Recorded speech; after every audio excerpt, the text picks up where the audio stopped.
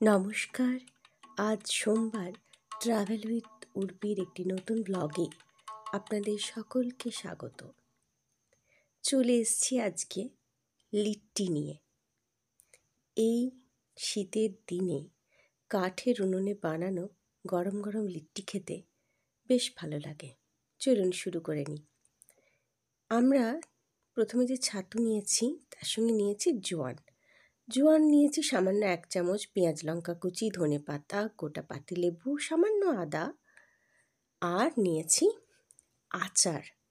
আচার থেকে তার তেলটা নেব, সামান্য একটু আচার নেব, আর অবশ্যই নুন তো লাগবেই।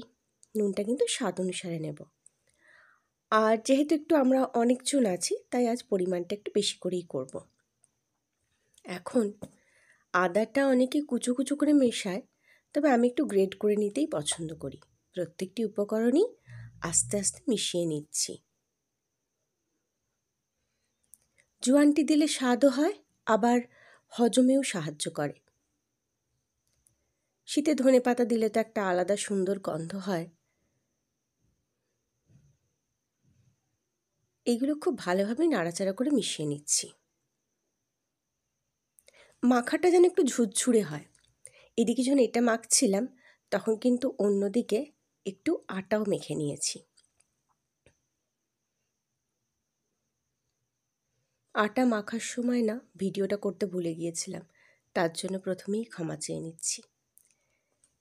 যদিও আটাটা মাখতে কিন্তু সামান্য একটুখানি তেল, মানে যেটা সাদা তেল বা ঘি ব্যবহার করেছি, আর একটু গরম জল।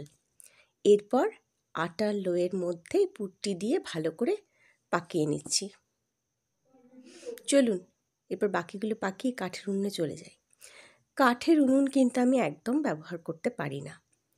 যেহেতু দেশের বাড়িতে ছিলাম তাই আমাদের যে পিসি রান্নাবান্না করেন উনি একটু সাহায্য করে দিচ্ছিলেন। এই যে দেখছেন লাল আঁচ, এই আঁচেই পিসি বলল নাকি খেতে বেশি ভালো লাগবে। এরপর আবার সেটা একটু করে ঘিয়ে বুলিয়ে নিয়ে আবার দ্বিতীয়বারের জন্য বসানো হচ্ছে।